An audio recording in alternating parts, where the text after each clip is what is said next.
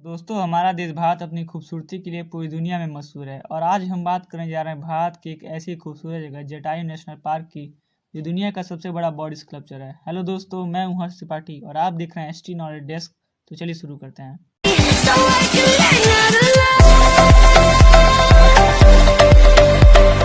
Jatayu national park Kerala के कोल्लम जिले के चंदियामंगलम गांव में स्थित है और यह पार्क 65 एकड़ में फैला हुआ है। ऐसी मान्यता है कि रामायण में सीता माता को रावण से बचाने के लिए जटायु ने अपने प्राणों का त्याग कर दिया था और इसी जगह पर आकर गिरे थे। यहाँ पर भगवान श्री राम के पश्चिम में पार्क। यह पार्क एक पहाड़ पर बना है जो कि 200 फीट लंबा, 150 फीट चौड़ा, 70 फीट ऊंचा है। पर्यटक विशाल पार्क में एडवेंचर के साथ साथ आर्चरी, रॉक क्लाइंबिंग इत्यादि के अलावा केबल कार भी है। इस पार्क को बनाने में 7 साल का समय और 100 करोड़ रुपया लगा है। तो दोस्तों, ये थी हमारी आज की वीडियो। अगर आपको ये वीडियो पसंद है तो लाइक करें, शेयर करें, हमारे चैनल को सब्सक्राइब करना ना भूलें।